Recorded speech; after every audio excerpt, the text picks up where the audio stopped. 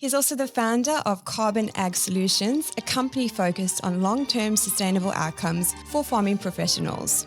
Brad Wisewould, welcome to the show.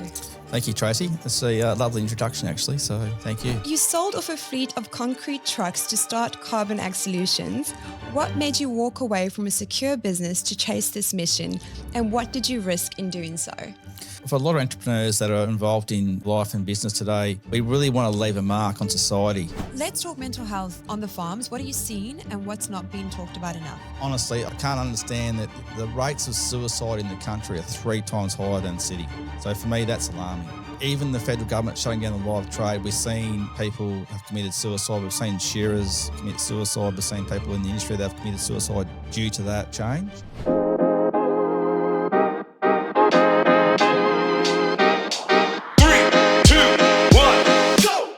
Hello and welcome to the Real Biz Life Chronicles, where we discuss all things business, branding and life from the Horizon Digital podcast recording studio here in Perth. I'm your host, Tracy Fryer, the founder of Design Studio Perth. And to celebrate the launch of season 2 of the show, Design Studio Perth is offering all our listeners a free brand discovery. So if you find yourself frustrated with haphazard branding in your presentation and your messaging, use the link in the show notes below to book in a time to have a chat. Now, the Real Biz Life Chronicles is on a mission to become one of Australia's leading business podcasts. But in order to do that, we please need your help. If you do enjoy today's episode, which I have no doubt that you will, we please ask that you like and subscribe to our channels below, or simply share this episode with a fellow human who may need a bit of inspiration. He's worked across the country, from cotton in Moree to sugarcane in Tooele to full-scale farming ops in Darwin. But what's made him a standout in agriculture isn't just his breadth of experience. It's his unwavering belief that soil is the greatest asset a farmer has, and that carbon is the key to making farming sustainable for generations to come. He's a straight-talking entrepreneur with a deep respect for the land and even deeper understanding of what it takes to grow a business from the ground up, literally. He's also the founder of Carbon Ag Solutions, a company focused on long-term sustainable outcomes for farming professionals. There was an instant sense of trust and authenticity when I connected with this person. He's a straight talker who wears his heart on his sleeve, and that's a rare combo of grit and heart that instantly connected us.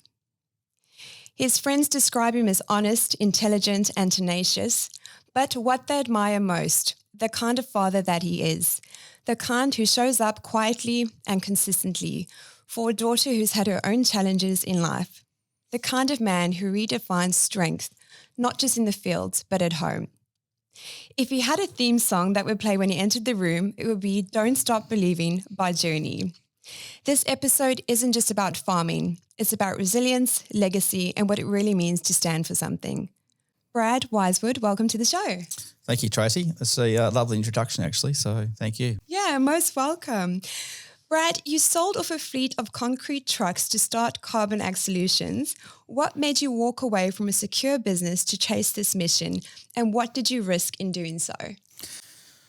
Oh, I think, Tracy, for me, or for a lot of entrepreneurs that are involved in life and business today, we really want to leave a mark on society. It's it's not just about earning a good income and having a free lifestyle to enjoy what you do, but you really want to leave a mark on society. So for me, I want to leave a mark in agriculture. I believe that our food today isn't of the quality and density that once was due to our poor soil health. We have got the world's greatest dry land farmers without a doubt. But over this course of this journey of production, our soil carbon has degraded. And Perth, WA is the perfect city where we have this massive population that's enjoying this mining wealth. So a lot of family, a lot of guys, a lot of ladies obviously travel off to the mines. They do their week on, week off, but they're generating waste, which is like our FOGO waste, and that's got a great carbon source, and it's also rich in nutrients. So for me, it was just a common sense approach to granulate this product, which was available in Perth. and then put it back out into agriculture. So for me, it was a very common sense journey. But most of all, it's leaving a mark on society that, that Brad, he's made a positive change to, our agricultural system and the way that our food's produced and the density of our food. Because I'm really, obviously for me, health and lifestyle is really important. So that was my mission really. With a concrete truck, look, fantastic. But, you pick up some concrete from a plant in Perth and you take it to a driveway or take it to a commercial site. So for me, that was, it was, a great business, had, great employees, but it was underwhelming in what I wanted to achieve in life. So, that's why I made the change. But like all things in business, I didn't expect the challenge of a live microbial mass to be so difficult to process and then granulate and then put into the field. So it's been a real challenge. It's been 7 years of hard graft, but I've enjoyed it all the way, and it will be common sense in the next 10 to 15 years that urban waste will be granulated and it will go back into agriculture in some form, whether it's biochar, whether it's a liquid form or whether it's in a granulated form. So that's my personal belief. And do you feel, Brad, this aligns more with your life's calling and your purpose? Yeah, no, without a doubt. Like me and my partner we're on a health and lifestyle journey that's on longevity. We don't eat any processed food. As I said, we live in this amazing place of Western Australia or in Australia. We've got this clean society of, beautiful food. And I've just seen grain density or nutrition within food really break down. So, and for me, as a father, I want to make sure my daughter's getting those most healthiest and dense food. For me, it's really important. So without a doubt. How important do you believe a healthy lifestyle is? Because I know majority of our population, they go straight to the fast food, preservative packed aisles. What's your view on that? Oh, look, unfortunately for me, I've been very lucky. I played professional football when I was 17. I came to Perth and played with South Fremantle, then went to Perth. So for me, I've always been on a health lifestyle journey. But for me, especially in the last 2 years, I've really taken that to the next level. I've got a partner that's, she's 4 years older than me or 3 years older than me, sorry. Nice. And she's stuck to it for 20 years. She's always been on a health journey. Being a farm boy, we don't mind a drink and some fast food. But once I met Cheyenne, it was, this is what I want to do. So, for us, we use supplements and we use, no processed food. We buy, clean meat from Prince Anne's butchers. So, it's just vital. I sleep well now. Before, I used to have indigestion. I'd say my hair's grown back a little bit at the front. I'm less stressed. The gym for me, each day I probably start at 5 o'clock in the morning, but 4 o'clock I'm switched off and I go to the gym. And it's really important. I think the most important part is there's two important parts. Number one, your partner has to be on the same journey. Yes. Otherwise, it's very, very difficult. Anyone that's doing it with a partner that's not on the journey, I'll take my hat off to you because it gets very hard. And it's just consistency, just every day, just turning up and making the effort. And, that's just so important because your mind's clear. I've got I'm mid-35 by my biometric chart, so my heart health and all that's like mid-30s. Yeah, amazing. But I'm 52. So for me, I run 5 to 8 Ks every second day. It's really important. So, and it helps me with my business, to be honest. I think, anyone that comes into a room, into a meeting that's healthy and fit and is well built and I think it demands a bit of respect because say, well, that guy's really dedicated. This guy's he's very professional about what he does in his business, but also in his personal life and the way he carries out his day-to-day business. So that for me is really important. You mentioned there was a second part to that as well. Second part? There was 2 parts in that. You said it's the partner, being on that journey with you, otherwise that can cause some friction. And there was a second part of that in terms of being a business owner and how it helped you show up in the day. Yeah, for me, you got to be consistent. For me, there's Carbon Ag, it's been such a learning experience. It's it's been extremely difficult without a doubt. I honestly thought it would be such an easy thing for me. I've been quite lucky with other businesses where I picked it up quite quickly and they've taken off, like the concrete trucks. I started with one, then ended up with 5, and ended up at Wheatstone building the LNG plant with Boral. And then we did special projects through Sydney. So that was quite easy. Had really good staff and staff that were, that they loved driving concrete trucks and being on projects. But the carbon ag journey, it's been such a difficult one. We've got 485,000 tonne of, FOGO waste that's generated in Perth every single year. Wow. And we're only actually using 35% of that. The rest goes into landfill. So in 2030, you can't put FOGO waste back into landfill, so it has to be all stopped. And we'll probably be at 1 million tonnes by then. Yeah. So the only place it can go is agriculture, really. We can't just keep putting on the side of roads or runways. So it is agricultural bound. So for me, it's about staying the course at the moment. When you first start, you're pretty gun ho and looking at all different things, like a bit of a shotgun approach. Yeah, and amped. Yeah, but now it's we spent $4.5 million on trials and data. So that's the foundation now. We're using a company called Lateral to put it all into a electronic data form because growers are very digital now. So they want things digital at their hand, through their phone or through a laptop. So, yeah, and without a doubt, we've built soil carbon by putting the soil carbon granule right near the seed where it's most needed. It's just waiting for the market to come to us kind of thing. We're still, we're generating small amounts. In this journey over the last 7 years, there's been 2 other big major plants being built. One's in Dalby in Queensland by Morton Co., and there's another one down in Forbes by Southern Cross Nutrients. And they've also followed the same path as I did. They've gone granulated urban waste or granulated some waste streams, and they're starting to get traction. So the market will take these products up. I've got absolutely no doubt. Yeah. But at the moment, it's about being resilient, staying the course, and obviously the most important part is trying to, and being solvent is the hard part right now because, you've got a lot of money that's gone out. Sales aren't really projecting like you thought. So now it's trying to stay solvent and just move forward. And has that been the biggest challenge, I guess, going to market? Is that the challenge there? Was there like a mindset shift that needs to happen or? Yeah, look, without a doubt, like the WA farmers, they're the best dry land farmers in the world.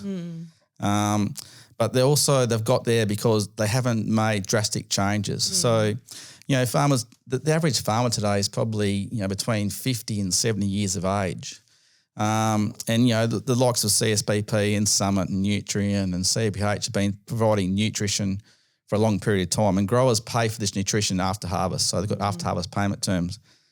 But when carbon ag comes on board, we're saying, look, we want to add add a carbon granule. It's got low nutrition base. You take some air seeder space in your box in your air seeder, and then it's a new way of increasing soil health. So they find it really confronting. Sure. But they're happy to go and buy a new robotic sprayer or go and buy a new tractor or a new farm vehicle. But to look at soil health and put a carbon granule down there, it's a big mind shift. And what we are seeing at the moment is actually we're seeing the female agronomists are taking on board more than the male agronomists, which I find it's a bit fascinating. The other thing I've found through my journey is that this is a real big social impact also. So a lot of farmers that are using our product don't talk about it because they get socially ostracised in the community for making a practice change, which I found, absolutely confronting because obviously I live in Perth. We all live in Perth.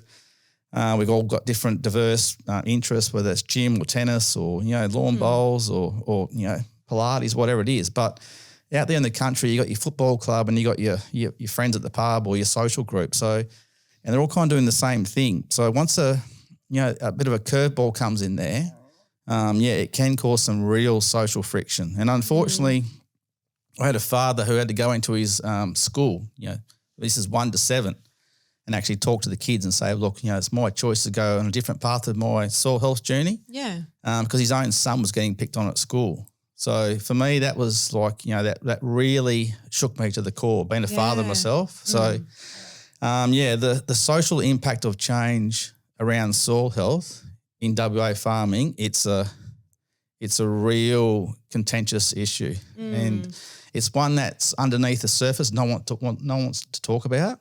Yeah. But it needs to change because we all know that our soil health has declined.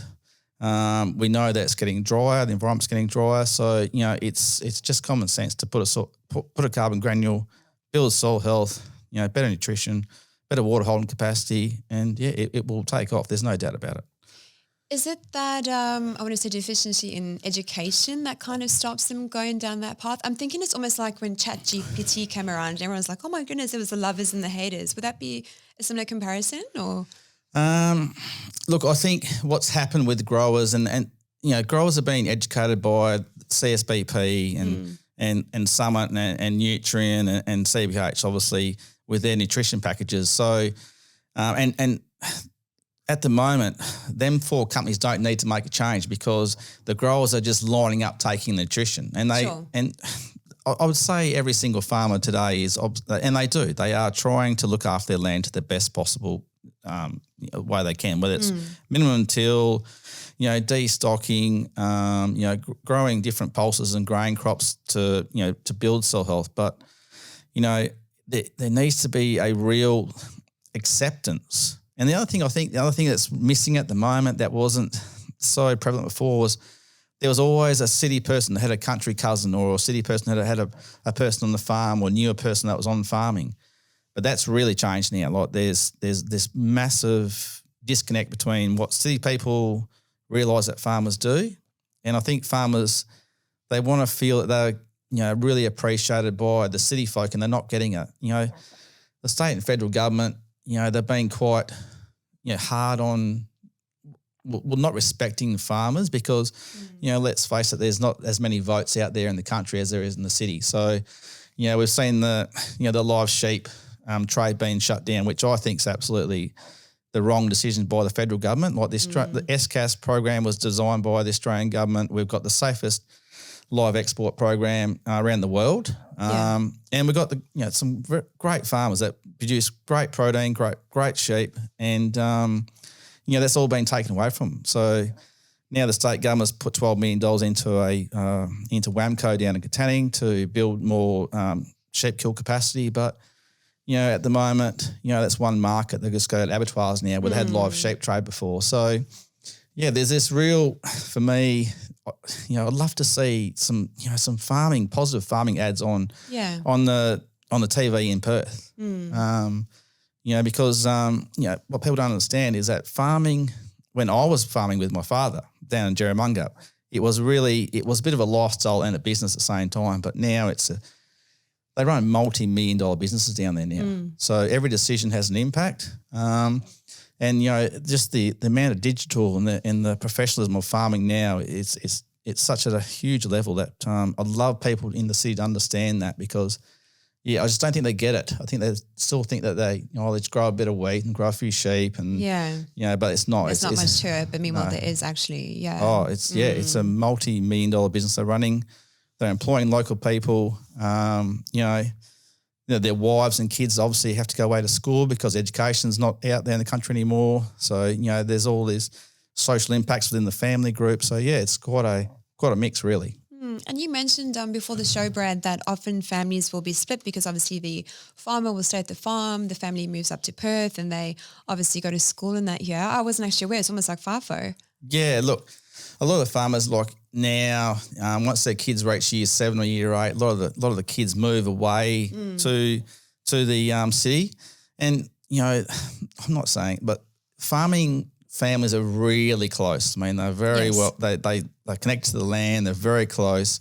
I went to boarding school. It wasn't a great experience for me. And I think a lot of families now, they buy an investment property in Perth. The wife and the kids, they come to Perth and then the father comes up every weekend. But during the setting, obviously not. They're back there on the weekend to see the father. But, there's the split family is happening all the time now. School fees are obviously quite high in Perth and families want to stay connected. So, the mum moves up to Perth with the kids and the father's at home. And being a father myself, being away from your kids and your wife, it's lonely. So definitely. Yeah. And Brad, you mentioned you were born into a family of farmers. How has your identity as a farmer evolved over the years? Well, I've been quite lucky actually. Like, I grew up in a little town called Jerramungup, and we had this Shire president. His name was Frank Pesca, and the Jerramungup community when I was young, 15 to 17, we were building the town really. It was all built around sport. So we had this program. We're going to build this beautiful sport club in Jerramungup, which involved the bowls, the tennis, and the football. So. Yeah, and it's almost today. We have these community days where the whole community comes together, and all the trucks come in, and all the fathers come in, and all the kids are there, and and so you're building a town together. You're building this wonderful community. Everyone's really, really close, and that still happens today. But farms have got bigger, so families have moved away. So, I come to Perth. My dad had a really bad drinking problem. It was really bad actually. As a young, I suppose 4 to 13-year-old, he didn't really see it as bad. But once he moved away, it really became evident that Dad was he was an alcoholic. There was no doubt about it. So when I went to play footy in Perth, Dad sold the farm, and I can tell you now, once you're born on a farm and you got ag in your system or in your blood, it just doesn't leave you for some reason. It's they were the foundation years of my youth, and then I moved to Moree, where I worked for Neil Statham, who owned Build Sheds at the time, and we went from a little wheat and sheep farm to a really professional, highly digital, highly output production property in Moree. And that really started my journey, because we had this huge cotton issue with cotton trash, and it caught on fire all the time. So it was a major problem on our operation in Moree. So we decided to turn it into, started adding water and turning it into compost and then putting it back out in the fields. And we were able to measure the nutrient, change within the field. We were able to measure, water holding capacity. So straight away we knew that this waste stream, which we thought was a waste stream, could be of huge value to our operation. So now all cotton trash in virtually all cotton gins in Australia gets repurposed and turned back into compost or some kind of byproduct to go back out in the field. So that really started it. And then even when I was in Northern Territory with Tipperary Station, we had huge amounts of biomass that we cultivated back into the soil. And then went to Hillston. Another big cotton operation. We used all the cotton trash there. So, I wanted to go back to WA. My family was getting older. Mum's getting older. And that's when I transgressed into using the Veolia and different waste streams around Perth into this carbon granule. So that was my professional journey in agriculture, really. Yeah.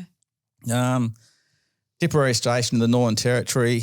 I mean, it was the most amazing place. Obviously, they've done the filming of what was it called? I can't remember what it's called, the Netflix series, but that was filmed at Tipperary Station. Yeah. And I was the operations manager there, and it was, we went through the 2016 live trade shutdown of the cattle, but, just an amazing property. I think you could fit England into it about 4 times. Wow. I was going out with a young English backpacker at the time, and a family come over, and it was just such an amazing place to be growing, sorghum and corn and different crops. And we had cattle feedlots, and, we had ringers and mustering crews and helicopters. And so, we had a full-time station cook. We had our own school there. We had our own shop, and we had our own pub. So it was just an amazing place. So, it was one of the best times of my life. Lived in Darwin on the weekends as well, so had a place in Darwin. So, it was very special. Yeah. And the Netflix show that you mentioned, is that the miniseries you appeared on? No, I didn't appear on the miniseries. I wanted to ask, yes. I wasn't sure if I had that right. No, I wasn't on the miniseries, but that's where it was actually shot at Tipperary Station. So I remember me and Shani watched that at home. So it was, but bring back some great memories. Yeah. It's the Northern Territory. It's just an amazing place. So and some amazing people have done some amazing things up there with cattle and the live trade. And now there's the growing cotton crops in the Northern Territory. They got the Catherine cotton gin. So well done to all the people up there, and just keep moving forward. So And Brett, why do you think that the government has made those choices? Because if you think of it, at the end of the day, like food is it's what keeps us all alive pretty much. Why do you think they are kind of pushing against it? Do you think it's money driven or? Oh, I think it's vote driven. Yeah. As I said, I don't think the city people understand truly, the world-class facilities now on boats that our cattle and our sheep have gone on to. Unfortunately, the federal government wanted a handful of votes in the Sydney electorate or wherever it was, and I think the farmers paid the ultimate price. And I think everyone was waiting for the Liberal government to try and make a Hail Mary in the federal election, but obviously they got slaughtered. So it's going to be shut down. It's going to be a huge loss to WA growers. But I really do believe that the city people have no understanding of how professional the live trade is run. But not only that, also another country is relying on our protein. Yeah. And that'll be filled by another country that doesn't have our quality assurance of our live export trade. So, it's a very short-sighted, bad decision in my view by the federal government. Sorry, and I'm very disappointed, to be honest. Very disappointed. What would you rather see? I'd rather see the Ag Minister, who was Murray Watt at the time. I'd rather see the Ag Minister and also Anthony Albanese have more of an understanding of agriculture and what actually happens within ag.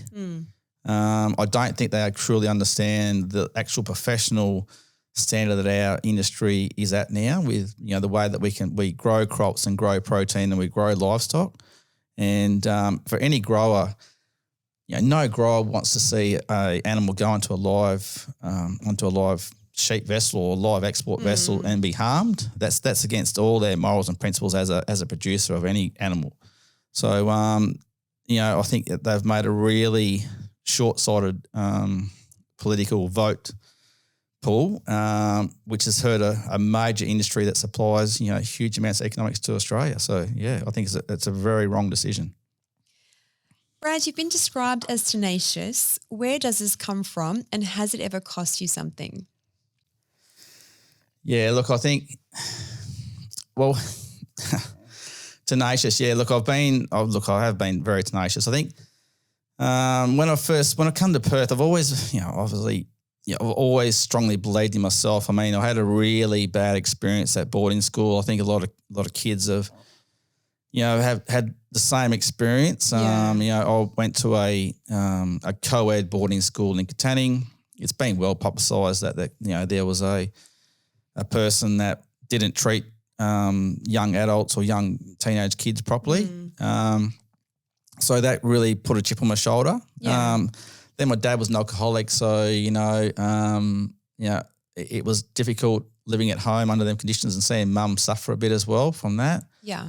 I think one of the stories, I was playing with South Maryland at the time, and what happens when we do our pre-season training every Monday, your name is on the whiteboard. And if your name is not on the whiteboard, you can't train. So every Monday we'd come out of the change rooms and I'd watch all these players. They'd run up to this whiteboard and they'd try and find their name. Then you'd see a kid come back and he'd be like all devastated. He'd walk back into the change room. So anyway, so my motto was that I'd just go out there and I'd just start running laps and I wouldn't even look at the whiteboard. Anyway, I remember I was running this lap and this coach came over to me. I was on my first lap and he came over to me. He said, "Brad, you hadn't looked at the whiteboard." And I said to him, "Well, mate, if you can't tell me that I'm not good enough to play for you, you come and tell me yourself, mate. I don't have to look at a whiteboard." Yeah. So that was the start of probably, my tenacious, and you got to believe in yourself. I think that's what entrepreneurs do. They're not, you got to believe in yourself and you got to chase and work and be consistent. And I think that's where entrepreneurs are a little bit different to the average. And I'm not saying, some people are built to be entrepreneurs and some people aren't. It's not a given to be an entrepreneur. I know Shani, she wants to be an entrepreneur, but she understands that her capabilities isn't there. So she provides other, great. She's an ECU lecturer in sonography. She works at Breast Screen Australia as a sonographer and she's also doing a PhD. So for me, she's achieving a lot more than I am. that's probably where it all come from, and always just believing in yourself and backing yourself in. I think the most important thing as an entrepreneur though is the people that you surround yourself with. It's absolutely critical. So if you want to fly with the eagles, don't hang around with the seagulls. That's probably one of my favourite sayings. I haven't heard that one before. I love it. Yeah. Yeah. And, lions don't care about the opinion of lambs, but, as an entrepreneur, it's who you surround yourself with is going to breed success. Yes, I can attest to that. And, from this podcast, I haven't done a podcast before, Tracy, and I thank you for bringing me on. I'm stoked it's the first one. Yeah, you're doing really well. So, I'd like to see more ag professionals, do podcasts in city-based environments because I think they've got a huge amount to offer. And I think, the urban population would love to hear, what farmers do day to day and how they conduct their business. Because, we're all different. But, I do think that the ag sector hasn't been able to tell its story as well as what BHP has or MinRes or Fortescue. I mean, because, ag today, most farms are absolutely, between 20,000 and 50,000 hectares. Our facilities are world class. So, families are out there, they live in, great accommodation. It's very professional. We've got, unmanned sprayers running around paddocks now. We've got, world-class machinery, planting crops. So, it's at the level of skill and professional capacity that a mining operation is. There's no doubt about it. Yeah. So, and I just don't think the city people understand that at all. I don't think so, no. And the weather is so harsh, like those conditions, amazing. Yeah, right now there's a lot of WAs in it's two states with the cropping sector at the moment, like the Great Southern or the South Coastal area is still quite good. There's crops coming out of the ground, but in the north it's that completely dry. So no crops coming out of the ground. It's getting later in the season. So, there'll be a lot of nervous growers out there who have spent, millions of dollars on putting a program together. So, there's a fair amount of stress, and that's why, the family unit at home, it's absolutely critical. And I guess, your next door neighbour or, your friend also, you got to share that journey. Like, we're not all absolutely resilient. Like, as a operation in farming, we're still waiting on the rain to give us that income. So, we can't control that, but, everyone's out there doing their best and, they'll have a good season in the end. It'll rain and it'll all work out. And I think that puts it into perspective, like the average city person is concerned about the weather when it comes to their washing or their run, in my case, but just being able to, I guess, carry that pressure and that from a mental health point of view. Let's talk mental health on the farms. What are you seeing and what's not being talked about enough? Oh, look, for me, honestly, I can't understand that the rates of suicide in the country are 3 times higher than the city. So for me, that's alarming. Wow. That's absolutely huge. Even the federal government shutting down the live trade, we've seen people have committed suicide. We've seen shearers commit suicide. We've seen people in the industry that have committed suicide due to that change. We've seen some. Just last week, we've seen a long-term professional agronomist in the South Australian region, well-respected. He committed suicide. The mental health services, just the general, education has dropped right away in the country. Basic food necessities like the food, you virtually buy it and it's off the next day. The services for the country is supplied by the state and federal government as it's not to the condition that you see in the city. So, and that concerns me because, it's difficult out there at best of times. So, I want to make sure that, the hospitals are well supported. Kids have got a good education out there and just basic services like, for us, we whiz around the city and we fly down to Kwinana or wherever we're going to go, Mandurah or whatever it's going to be. We have got no issues with our phones whatsoever. But out there, just the basic of communication is being taken away. So that's how difficult it is out there. So it once was there and it's been removed? Yeah, they shut down the 3G tower, as I understand it, which has really affected telecommunications across the country regions. And that's a safety concern as well. Yeah. We used to use two ways, which were, 20 years ago was okay, but now people rely on phones just for basic services to say, hey, are you okay, mate? I know you're out in that field on your own. Everything going okay? Do you need some food? Do you need some water? Or if there's, God forbid, there's an accident and there's no phone reception. Yeah. Stuffed. You are. You kind of. So that concerns me. That really does concern me. And we're seeing, the local football clubs now playing 15-a-side because they don't have the people anymore. It's, it's normally an 18 side. So we're seeing the population decrease.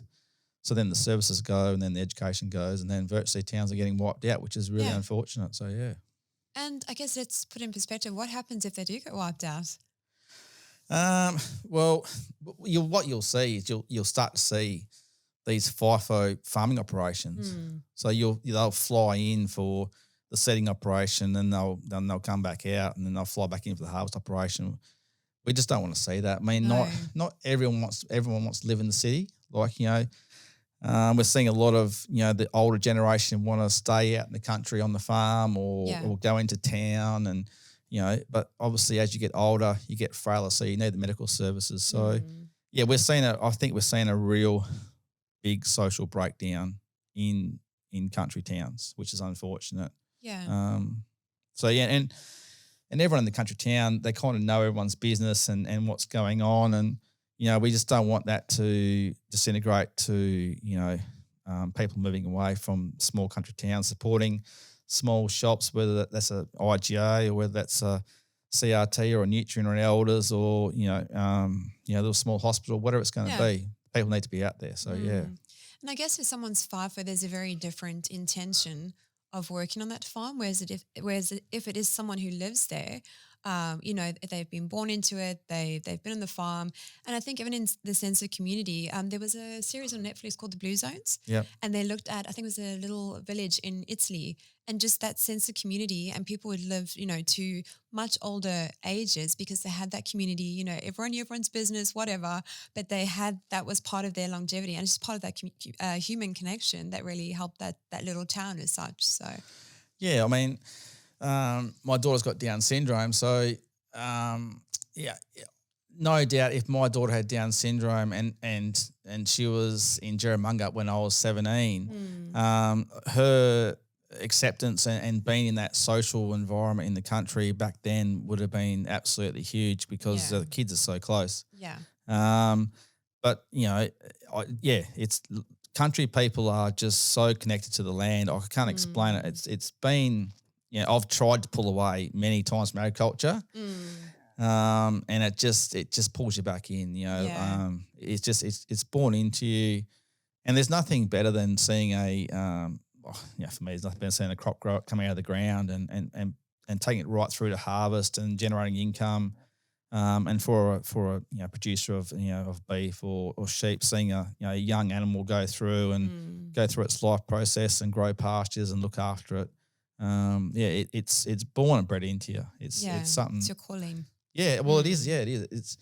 It's not something you can just like you're saying. As a FIFO worker, when I flew up to Wheatstone, it was like you had to turn your brain off because you weren't allowed to do a certain amount of things within that box, and if you went outside that box, you're in a lot of trouble.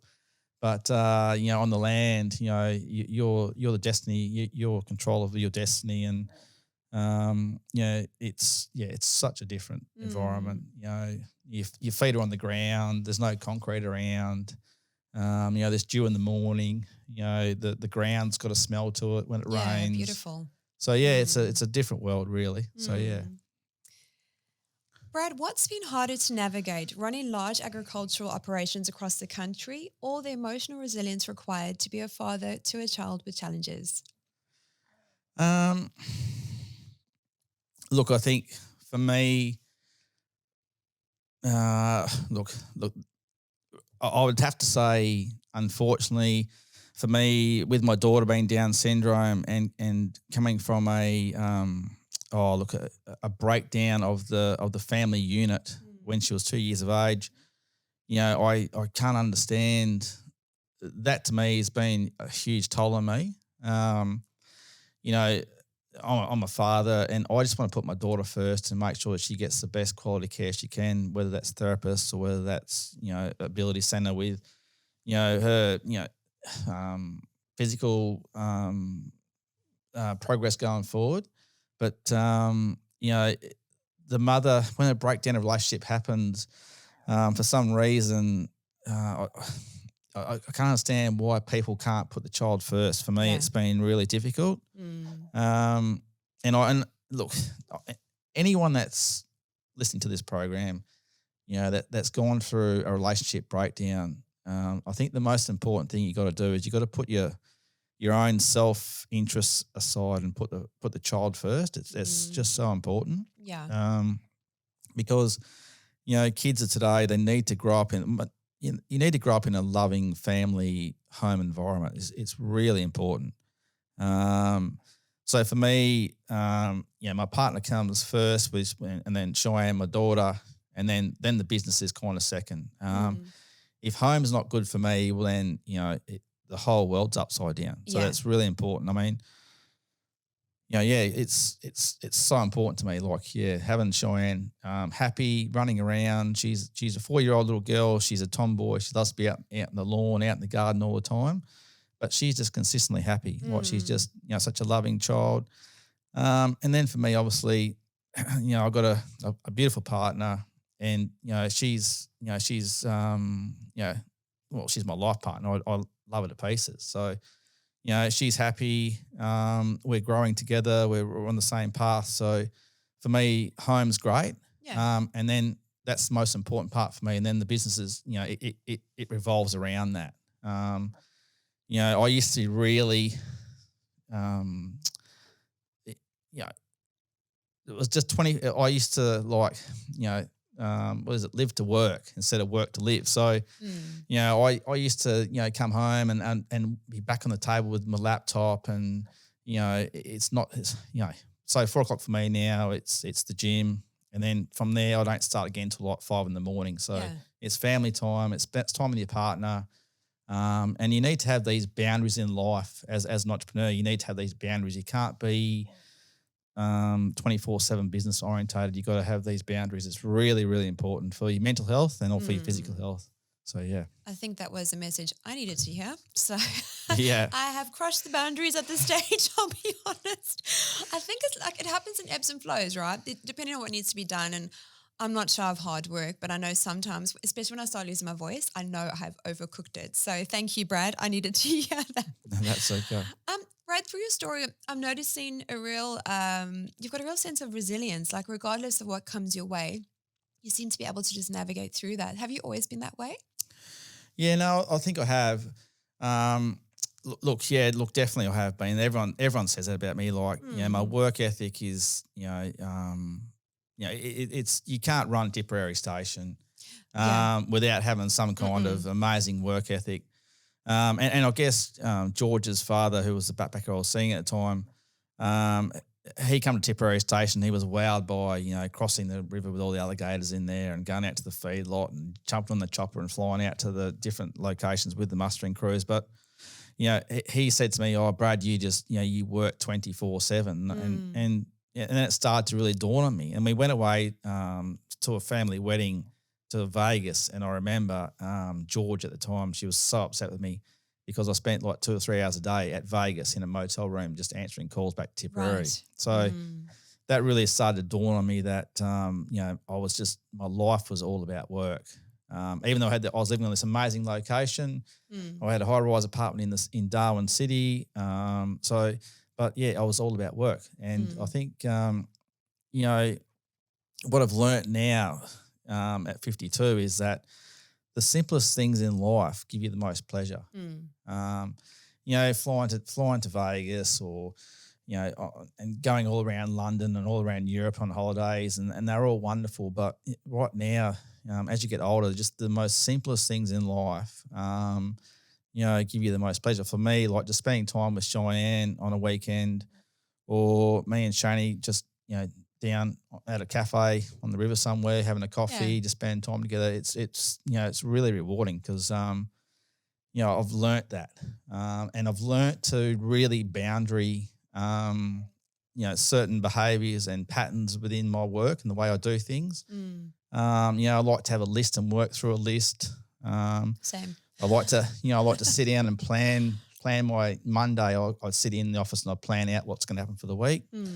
And I really stick to that. But, I'm just so dedicated to like 4 o'clock, it's back at the gym. We do ice baths twice a week. That's really important. You've got to have a balance. It's just so important. Yeah, definitely. So Tipperary Station, that's no small gig. What did that time teach you about yourself as a leader and maybe even as a man?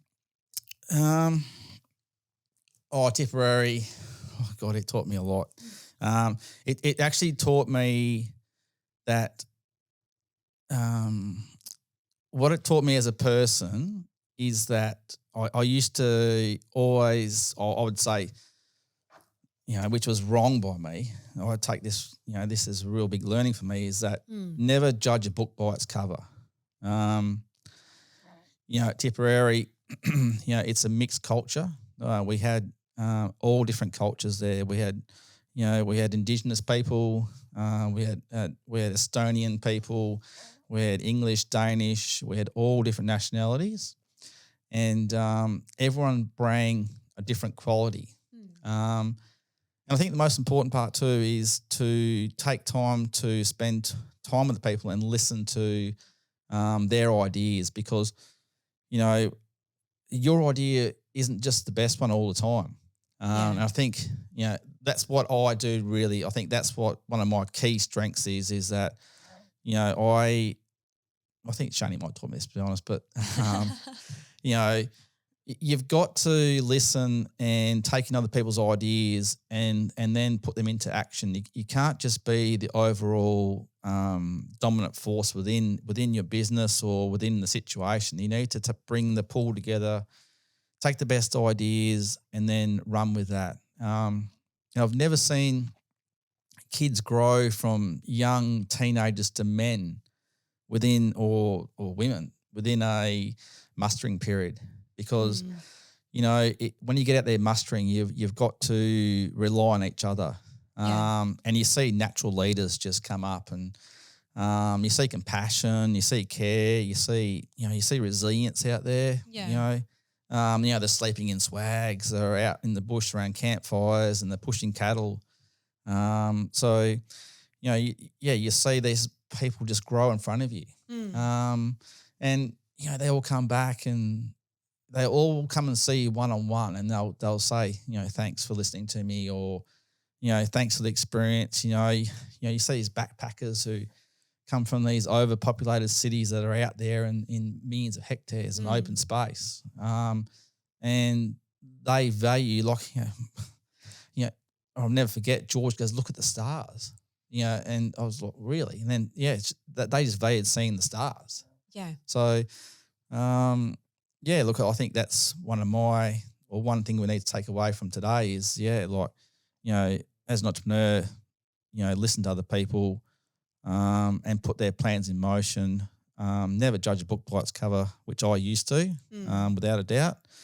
And that's really, taught me a lot, to be honest. Yeah. Yeah.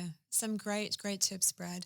I think especially the boundaries and just appreciating those smaller things in life, they might not seem as impactful, but it's really that soul food for us. Oh, without a doubt, yeah. Look, I think that's, life goes very, very quickly. It does. Oh. And look, for me, it's and even the growers, even the big farmers, they'll even say the same thing. Brad, the simplest things in life give us the most pleasure. Yeah. That's one thing that I've really that's taught me well. The other thing is, respect your elders. One thing I'm disappointed in, I guess, is when I go out to the airport and you see all these FIFO workers and they're in their high vis, and I've seen older people with suitcases trying to jump onto a FIFO bus, and the guys just jump on there and they just throw their bag into the carry post in there, and here's these old couples trying to get their bags on, and I missed it. I missed a flight to Sydney once because I actually helped this whole couple get their bags on there. Yeah. And then I thought, oh my God, I have to get them off. So I got them back off, got them into the airport at Perth there. By the time I got them through all what they had to do and get their bags in there and then onto the luggage carousel, I'd missed my flight. But, no. that doesn't really matter to me. One thing I live by is just do the right thing. Yeah. It's critical.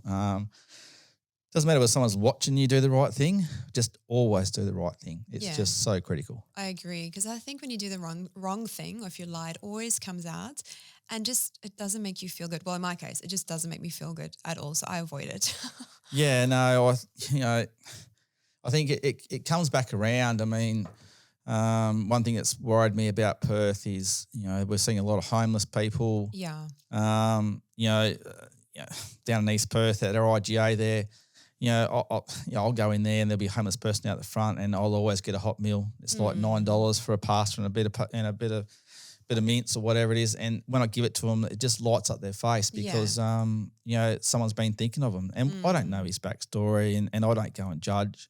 But I just think doing the right thing, it just pays back in spades. And I've done it a few times, and people have looked at me, and I just think, well, come on, we're better than that. We're a society of humans that all care and love for one another. So let's just do the right thing by one another. There's that kindness. Yeah, it's really important. Yeah, when I went to South Africa on one of the trips, there's a lot of homeless people there, and I would also buy food for them. And one of our friends that was there said, well, you can't save them all. And I was like, well, that might be true, but at the same time, you could still give someone a meal or something to help them get through to the next day, because again, you don't know their backstory. You don't know what they're going through. But I just thought it was a very interesting perspective. I guess when you live there, you kind of become a bit, immune to that sort of environment. So, yeah, I think, it keeps you well grounded as an entrepreneur as well. I've got some nice things at home. I drive a nice car, I got a Tesla and all that. But for me, it's it's just helping and doing the right thing and trying to lead by example. It's just absolutely critical because you can't take it to the grave. No. And I think, like you're saying, seeing the things at Tipperary Station and also the things I've done in Moree and other things I've done in business, I think everyone deserves to be cared for, looked after and appreciated, and, listen to their story and what they're about. We shouldn't be judging people. It's an easy thing to do. And I think it's not a good trait to have as a person. I don't believe. So I just think being compassionate, I don't believe in a greater force or religion and things like that. But I think nature has a way of rewarding you for doing the right thing to other people. Yeah, definitely. Brad, when was the last time you questioned everything you were doing, and what helped you keep going? Look, I'm very close to my family. Like we're I've got a sister and my mum and uncles and aunties, and look, they question why I've done what I've done. I had 5 concrete trucks, on projects with Boral, building the biggest projects around Australia. So it was a great business, and I loved it, but inside me it was not giving me any happiness. I wanted to leave, and I didn't even have my daughter at the time. I was with Irene, the mother of my daughter. But inside I was empty. Yeah. Even though I was making good money, had good employees, and it was an easy job. There's this yearning inside you that you want to give back to society. It all just naturally clicked for me, like seeing the waste streams that were in ag, and then we've got this huge waste stream that every day is growing in Perth or around all cities around Australia.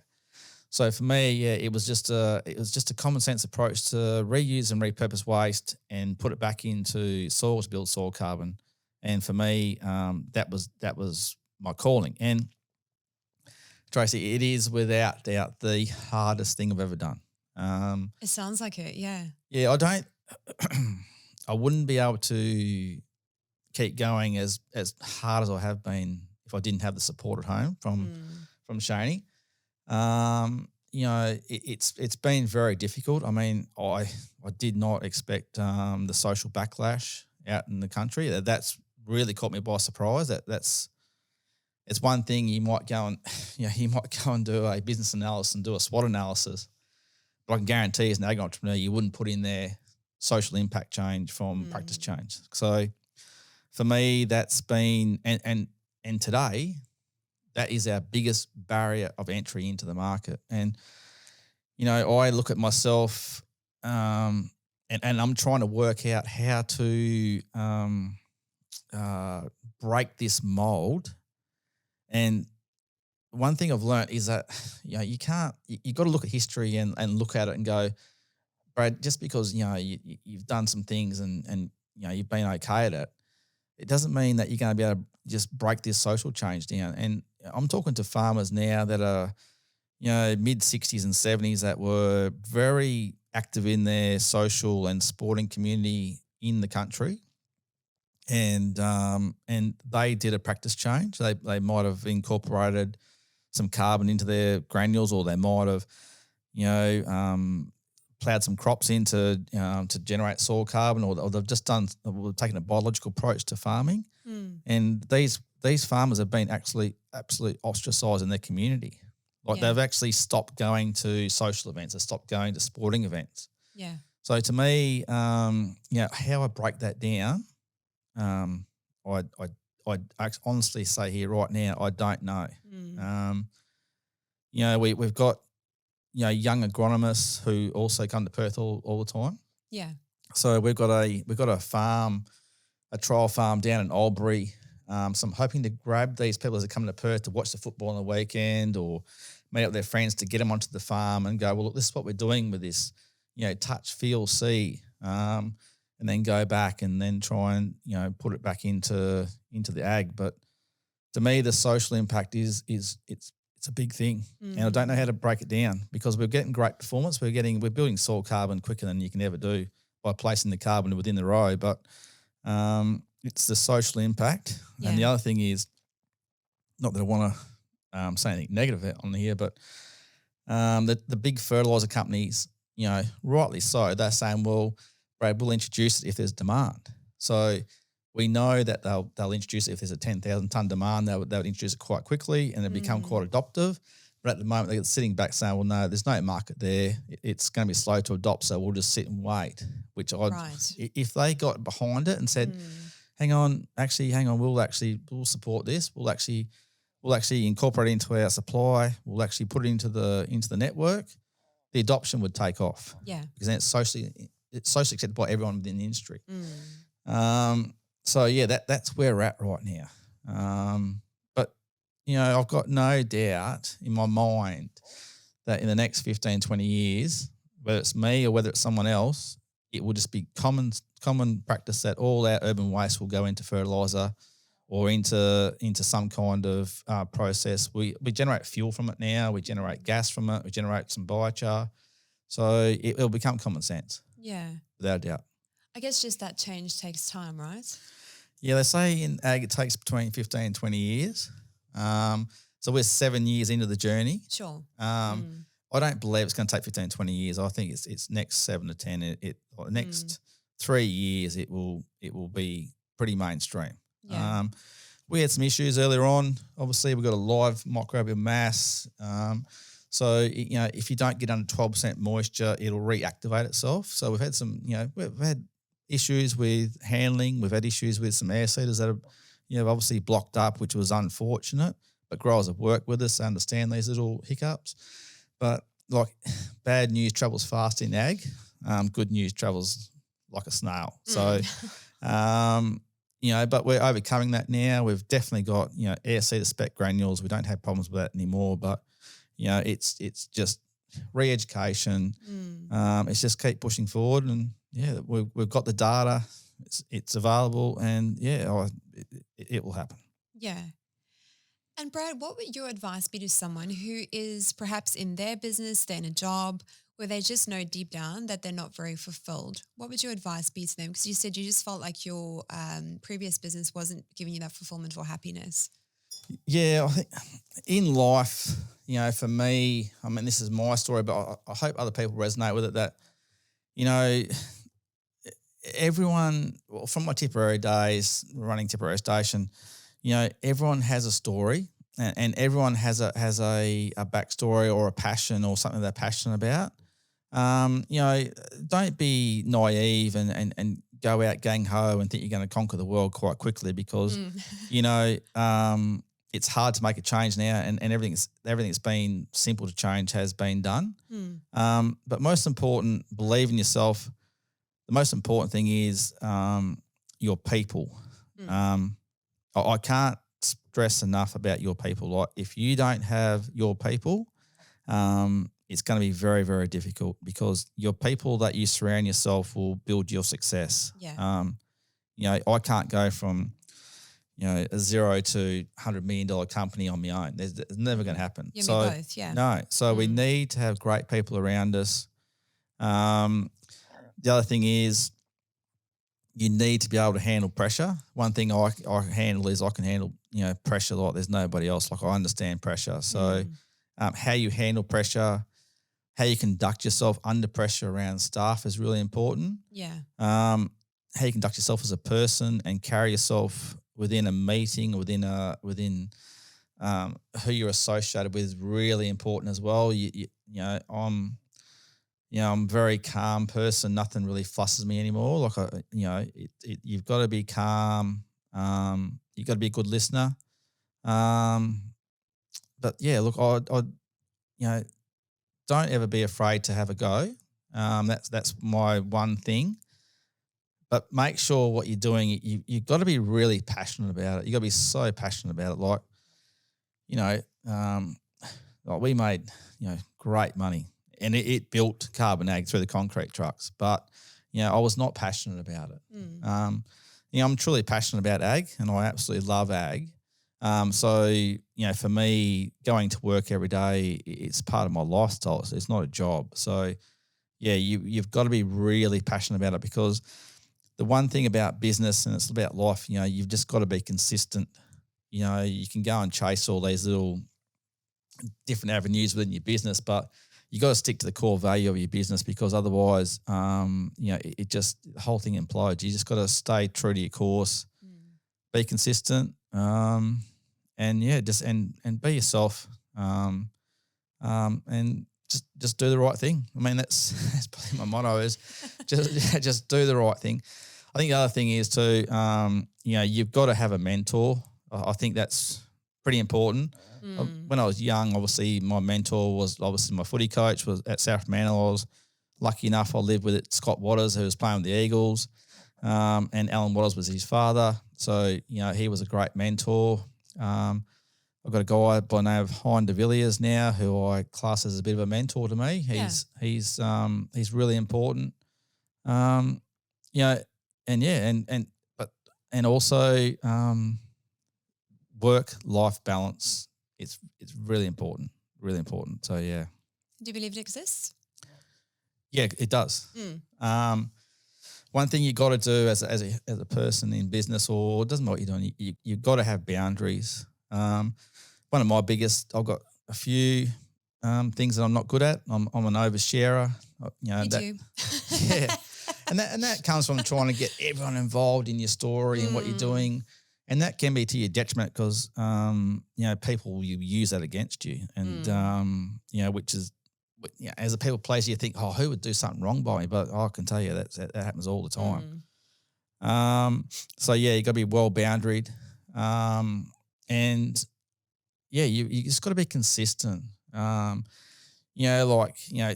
you go to Next Gen, you train from, 4 till 6:30 and then you're home. Some days you don't want to go, but, you just got to go. It's just being consistent and results will come. Yeah. And, that's all I can say about it. Brad, In your view, what's the biggest lie the ag industry tells itself, and what's the truth you're not afraid to say out loud? Uh, well, I think the biggest lie that the ag industry is the biggest lie that ag industry is trying to say to itself right now is that that I think Western Australian growers or Australian growers think that the whole urban population or everyone would disintegrate if they weren't growing crops and growing protein and grain, because the market would be filled quite quickly by other international trade. So I think as farmers, they overestimate how important they are, which is, I don't want to say that really. But it's been common. I mean, even when I was farming, I thought I was feeding the world Tipperary, because Right. it's just born into you. Yeah. And also I think the biggest lie that's been at right now is that our current nutrient package is building soil health and resilience within our soil. Well, that's not true, because our soil carbon is at the lowest point it's ever been historically in agriculture, and also salinity has been a huge problem within West Australian ag, and soil pH has been absolutely, it's caused massive issues. So our current program that we're currently doing right now, it is not building soil resilience, and it's going to crash. We're actually got a hydroponic system at the moment. All we're doing is putting seed in the ground, and it's a medium to just grow a plant. So that's not sustainable long term. So we need to change our course in the way we look at nutrients. We need to build our soil carbon. We need to be more resilient with our soil, because it is without doubt the greatest asset that a grower's got. It's a living medium. It's a live population of microbiology, and at the moment, only certain microbiology is actually able to sustain in that population, because we've just got a monoculture with synthetic fertiliser, which has been fantastic. But it's come to the point now where we need to make a change and look at using synthetics alongside some carbon or other biological amendments to enhance the system. So and then everyone knows that our food today is less nutrient dense. Yeah. And we can't deny that. Mm-hmm.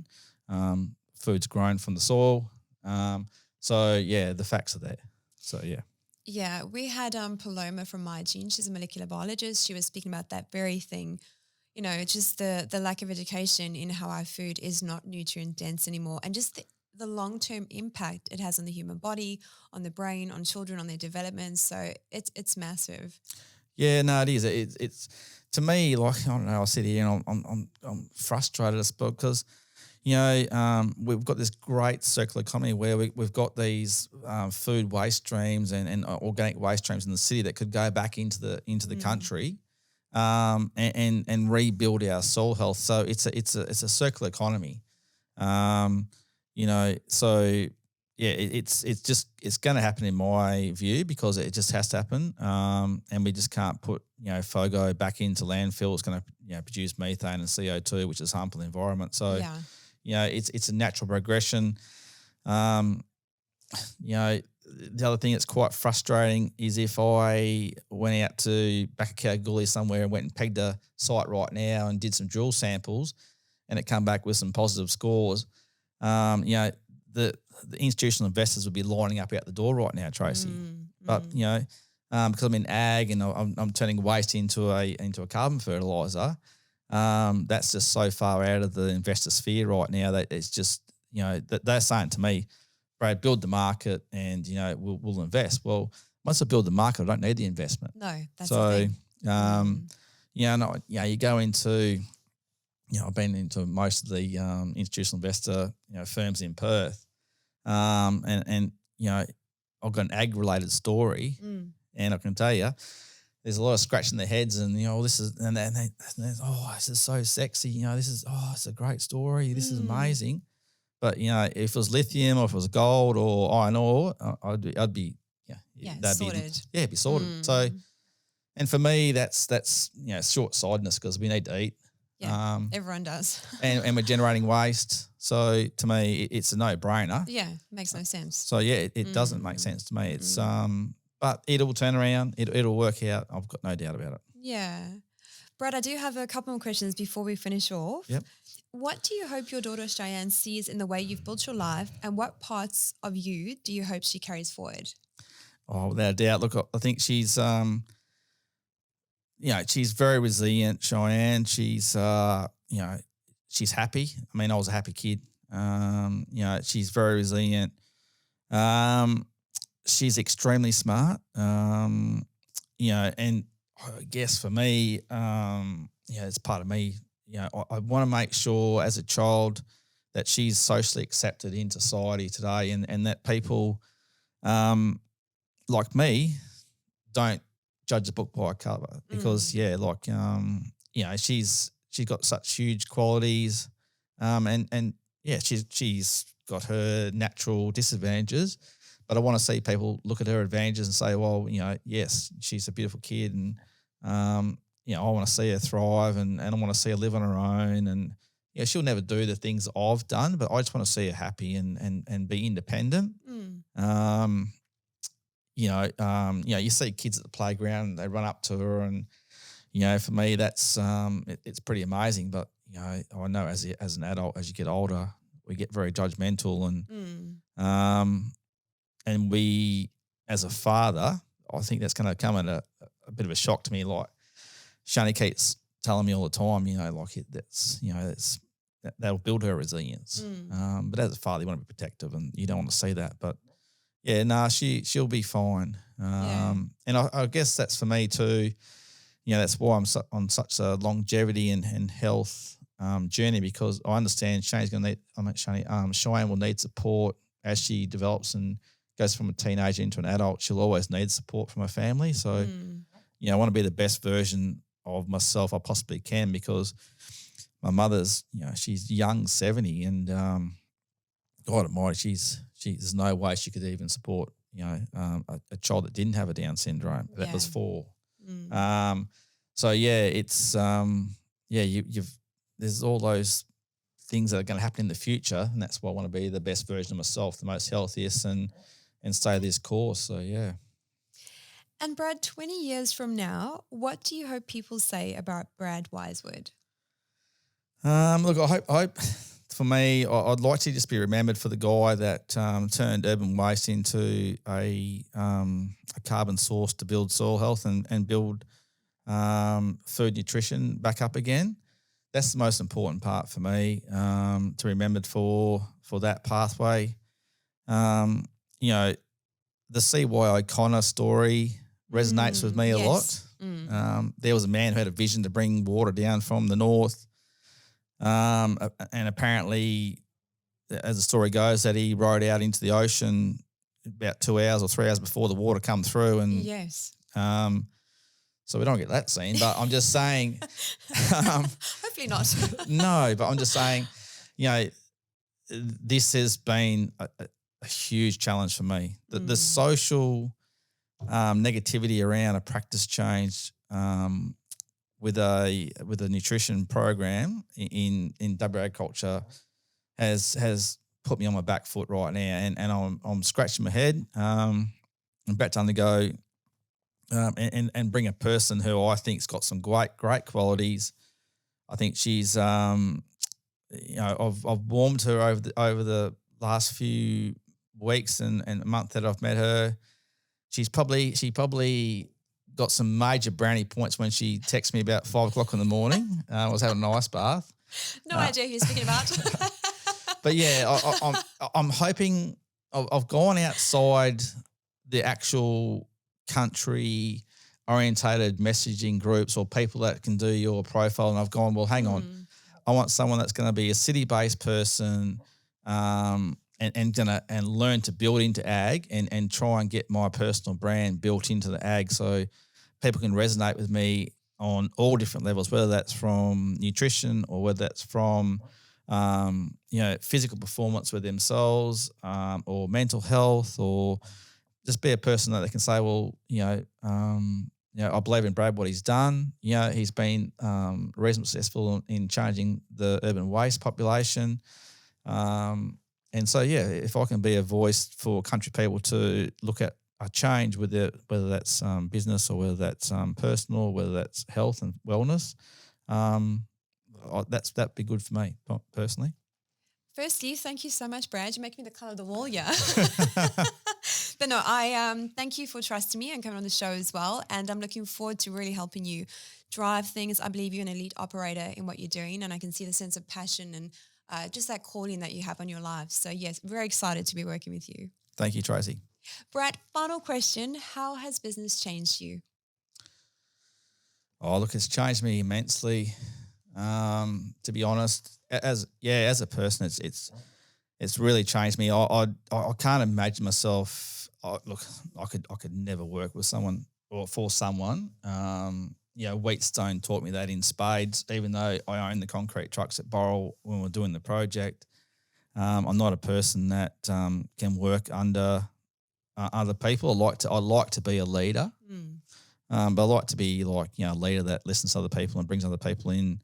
But I think the biggest change for me has been, to also look at other people and know they're going to add value to what you're doing. And, I've met some people along on my journey that have, haven't been positive, but you've always got to take a positive away from no matter what the situation is. And that's what's changed me in my business, allowed me to do in my business world is, look at the life and what we do today in a whole different aspect. And every person has the ability to change. Without a doubt, 2 years ago, I would say I would have to have a drink every, once or twice a week, without a doubt. Yeah. And I never ever looked at alcohol as a product that used to relieve stress or I see it as kind of a poison today, but everyone is capable of change. Yeah. But would I have changed to the length I've done it now without Shani? I don't think I would. I mean, Shani was a real driver of this health and longevity journey. That's the people that you surround yourself will be the people that build your success. And I think that's what I've got from today from being a business person. Yeah, without a doubt. Yeah, and I can attest to that as well. It's who you align with in terms of mentorship or even your friendship groups that you hang out with. Like, so much has changed for me, especially the last 3 years. I think as you level up and grow, you kind of naturally have a friend cleanse that happens because, those who you spend most of your time with, well, that's who you become. And it aids in that success and your growth and everything. And if they're not aligned with that purpose and bigger growth plan, well, then it just doesn't, it holds you back in actual fact. You're exactly right. So who you surround yourself with is really, really important. The way you conduct yourself is really important. And, don't ever lie to yourself. Just do the right Never thing. Works. No. I think people have this ability today to lie to themselves and say that they're doing the right thing when they aren't, or they're going better than they thought. But, you just got to be true to yourself, and have a passion. One thing Shani would never describe me is boring, just be very passionate, do the right thing, and the other thing is that I live by now is you've got to turn off from work doesn't matter what's happening in business, whether you've had a really bad day, you've had a great day, or whatever it's going to be. When you walk back in that door in your property or where you are with your children and your family, just really connect with them. Be present, yeah. Yeah, that's exactly right. You've got to be present. Yeah. So that's the most important thing. And Brad, any final words to our WA farmers out there? Look, to the WA farmers, without a doubt, the level of professionalism that's in agriculture today, I just really want to see some some personal, family, professional stories being put on the TV in Perth or national TV. I think people in the city have absolutely no understanding of the level of professionalism, the quality that goes into growing produce, the care of animal husbandry. We see these, great BHP ads with these people in their high vis and the big, the loading the ships in Port Hedland. Well, I can tell you now, all the farmers in WA all got high vis. They don't walk around with a hard hat, But the level of professionalism out there and the growing in WA ag right now, it's unbelievable. Like, we've got unmanned tractors, we've got unmanned sprayers. Everything's autonomous out there. The scale, the level of planning and the professional way things are carried out on the farm today, the chemical care, crop protection, it's at a level that I don't think city people even could imagine. No. So, I don't want to see a PETA ad or an animal welfare ad on TV of a, animal that's been, not looked after because they've staged it, to pay for the ad. Yeah, sure. So I do want to see, some great farm stories or, some young farmers with the young kids and their wife and, and that being brought into the Perth television in 7, 9, 10, whatever it is, because I think people in the city need to understand, what the ag community does. Yeah, without a doubt, and that will then resonate into politics, federal and state, because I don't think the state and federal politicians actually understand or respect enough the ag community or WA ag for sure. I was even surprised at the suicide rate that you mentioned. You see the ads for the youth and for men and women, and I'll be honest, I don't watch a lot of TV, but those figures are very, very high.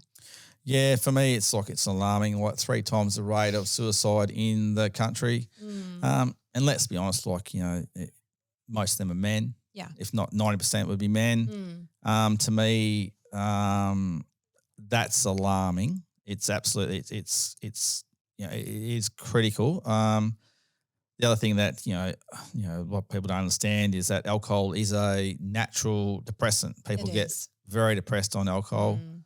Ag communities, it's got a big drinking culture. We can't walk away and deny that.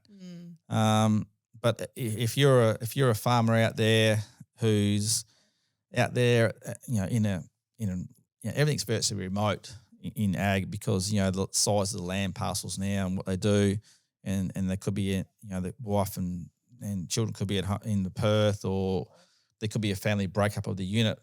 Whatever I do, I just say, mate, just get on the phone. You ring myself or ring a friend or talk to someone, because your life's important. You're important to a lot of people, and you probably go into a show where you think you're not important to anyone. Yeah. But everyone is really, really important to one another out there.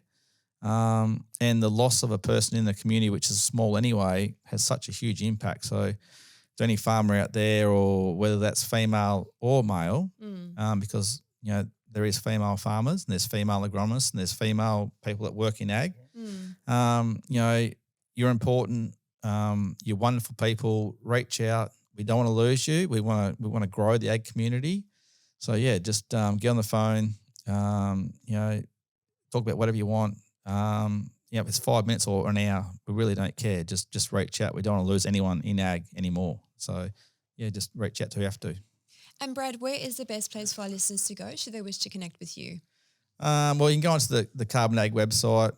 You also see me on LinkedIn and Twitter as well. But my contact details are there. But I'm more than happy to talk to anyone that might be struggling with some mental health or, just anything. I've got a home in Mandurah. I'm only there every second weekend. That's if a guy is struggling in the country and he wants to just come up to Perth or Mandurah and spend a bit of time on his own, or want to be, spend some time there, that's fine. It's all fully kitted out. I don't mind doing that.